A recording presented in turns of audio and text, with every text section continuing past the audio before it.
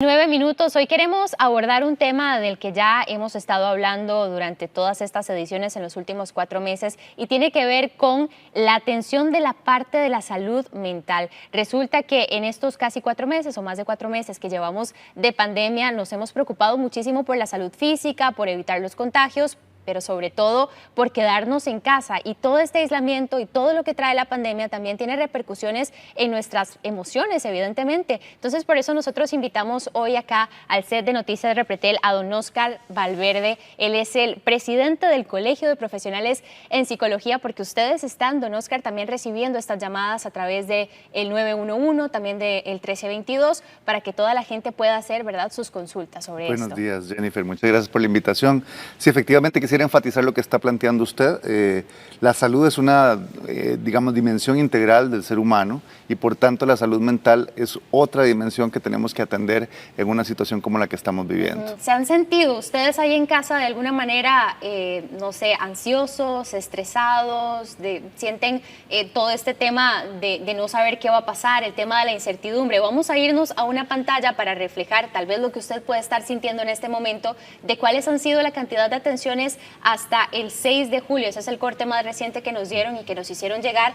Lo vamos a hacer con ayuda de unas pantallas, compañeros, si ustedes me pueden ayudar, porque son 1,864 consultas psicológicas que han logrado ingresar, y ojo que hay muchas que evidentemente por el tema de la saturación no logran ser, ¿verdad?, abordadas. Entonces podríamos decir que es muchísimo más de esa cifra, y la mayoría han sido por casos de ansiedad y depresión, que son las más recurrentes. En la siguiente pantalla yo quisiera que viéramos que por ansiedad la gente dice que tiene ansiedad por la situación económica, por la situación sanitaria, por problemas relacionales y también por problemas con sus hijos. Si usted se siente reflejado en algunas de estas cosas, por favor quédese con nosotros. También hay depresión, y ojo lo que dicen que sienten depresión, dicen que es por aislamiento, por abandono, por duelo, esto es muy importante, y también por el tema de la situación económica.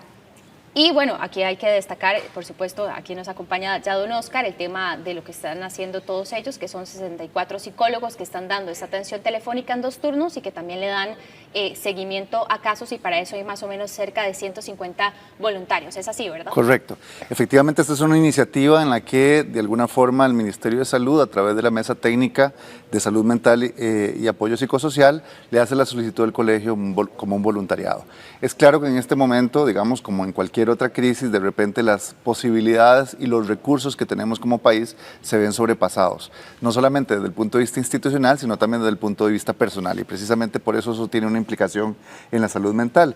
El Colegio de Profesionales en Psicología, desde su compromiso social, ¿verdad?, y desde un principio psicoético de conservación y de preservación de la salud mental, pues hizo un llamado a voluntariado. Yo quiero dejar claro que efectivamente todas las personas que están atendiendo el despacho, que es 24/7, eso es importante, tenemos 2 personas durante los 24 horas durante los 7 días, atienden estas llamadas. Por eso es importante que las personas, si llaman al 911 o al 1322, tengan un poquito de paciencia, porque no es tan fácil. Realmente, como ustedes vieron, hay muchísimas llamadas que están entrando, y lo que el servicio ha demostrado es que es una necesidad de las personas atender la salud mental. De hecho, nosotros hemos venido diciendo que, muy bien, el colegio está respondiendo desde un voluntariado, pero es necesario buscar cómo hacemos inversiones en salud mucho más fuertes en salud mental, porque esto puede dejar secuelas importantes. Y perdón, Jennifer, nada más quisiera también señalar que hay un poquito más de 150 también voluntarios y voluntarias que son profesionales en psicología, que se encargan de dar un seguimiento a aquellos casos que con una llamada no es suficiente.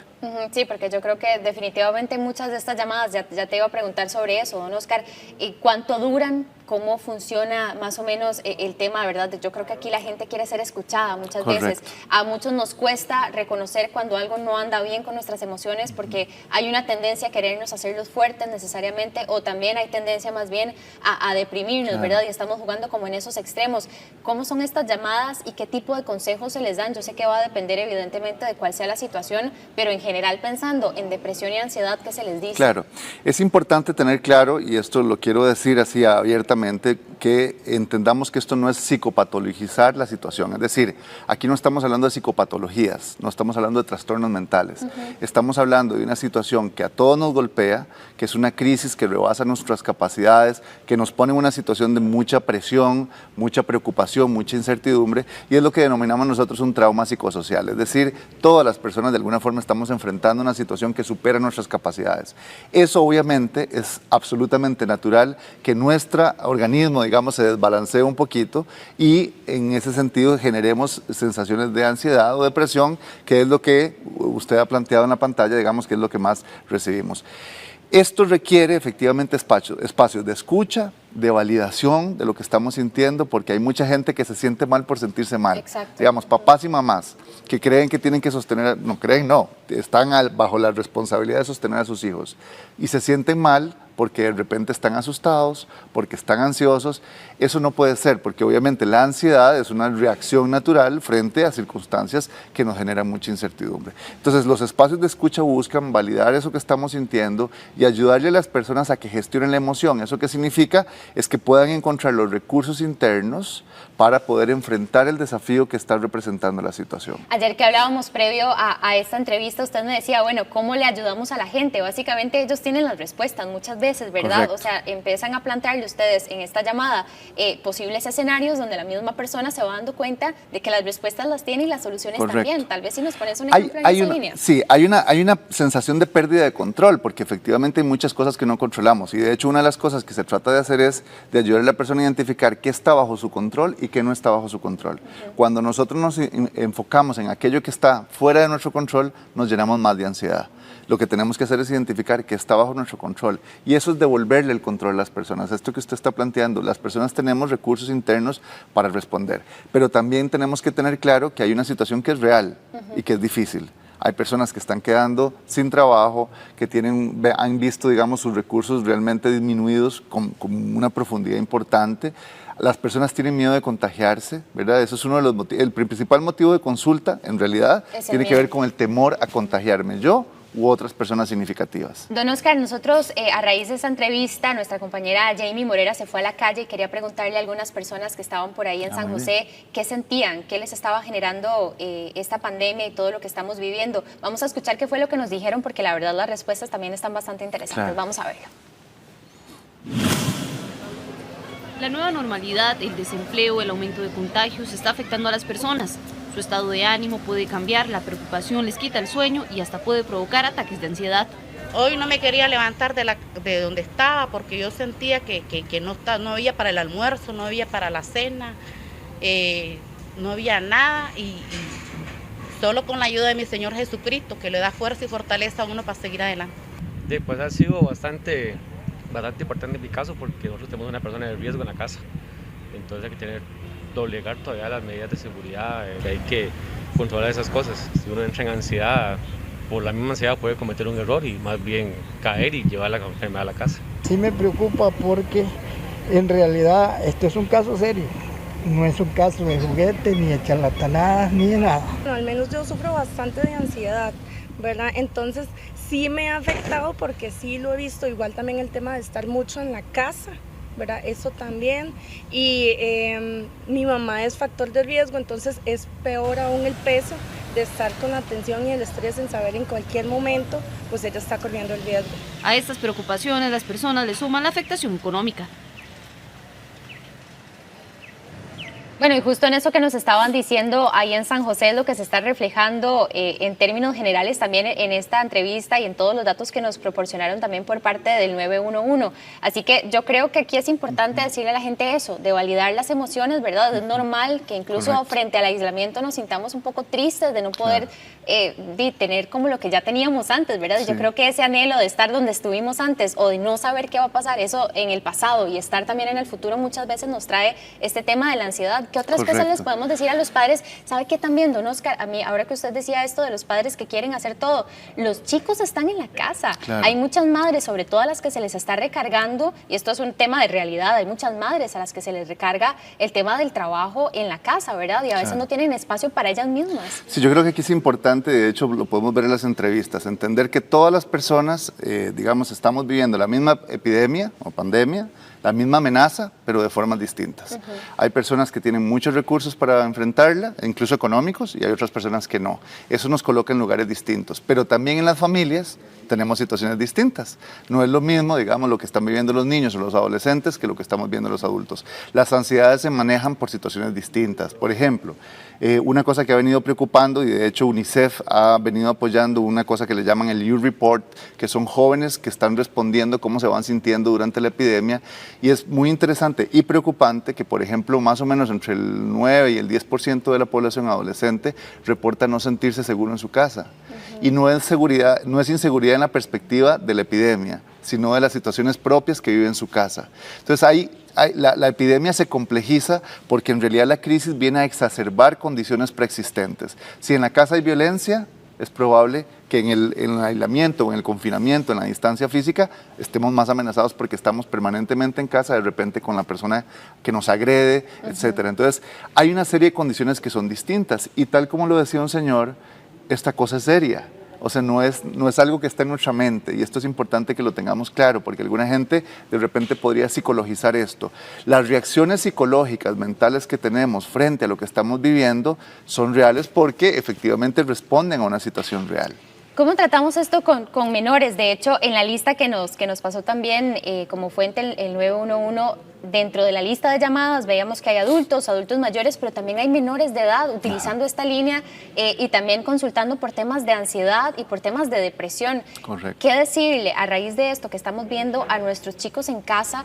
Porque evidentemente para ellos todavía es aún más difícil comprender todo lo que estamos viviendo y gestionar esas emociones, ¿verdad? Claro, en realidad, digamos, los chicos, es importante entender que los adultos somos el mundo de confianza de los chicos, ¿verdad? Y en ese sentido, la posibilidad de que nosotros, junto con ellos, podamos acompañarlos, incluso que haya contacto físico en nuestra burbuja social, eso es importante porque de alguna manera lo que estamos percibiendo es que en el distanciamiento físico, que no es un distanciamiento afectivo, estamos de alguna manera, nos vemos obligados a distanciarnos físicamente, cosa que en nuestra cultura es muy importante para transmitirnos afecto. En los espacios de la casa tenemos que tener ese contacto físico, porque ese contacto físico genera seguridad en los niños y las niñas.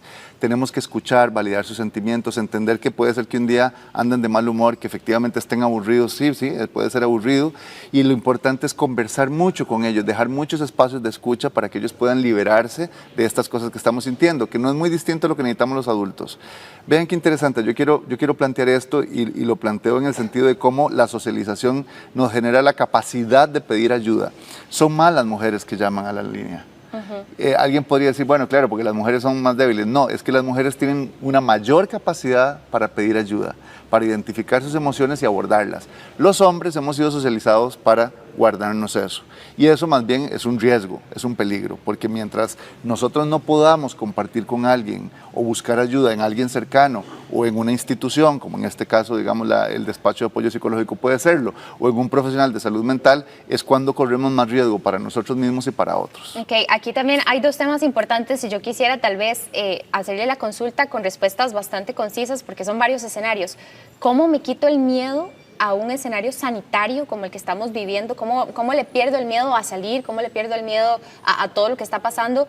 Esa como el primer escenario. Y también yo quisiera saber cómo podemos gestionar, por ejemplo, la gente que está viviendo duelo. Sabemos que hay gente en este momento que está perdiendo seres queridos en un contexto muy difícil, donde no nos podemos despedir, donde no podemos hacer visitas hospitalarias, y eso también nos genera eso. ¿Cómo podemos manejarlo en respuestas puntuales? Con el miedo a poder infectarse, digamos, o contagiarse, es seguir las medidas preventivas. O sea, aquí siempre lo hemos dicho.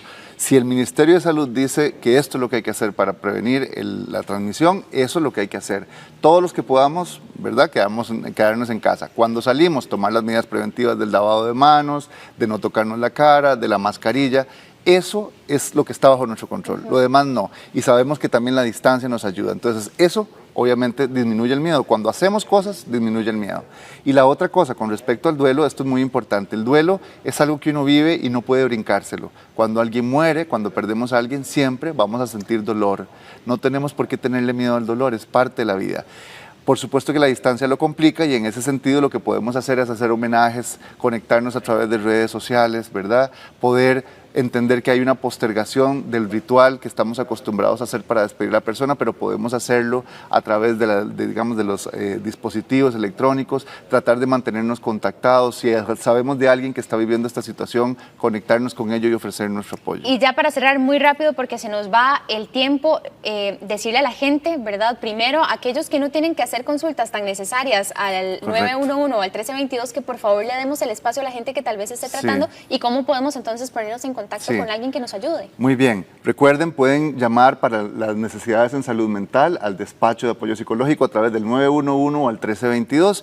Y como dice Jennifer, la solidaridad no solamente es apoyar a otros, sino no pedir lo que no necesitamos. Exacto. Don Oscar Valverde, del Colegio de Profesionales en Psicología, muchísimas gracias por habernos acompañado. Son las 7:35.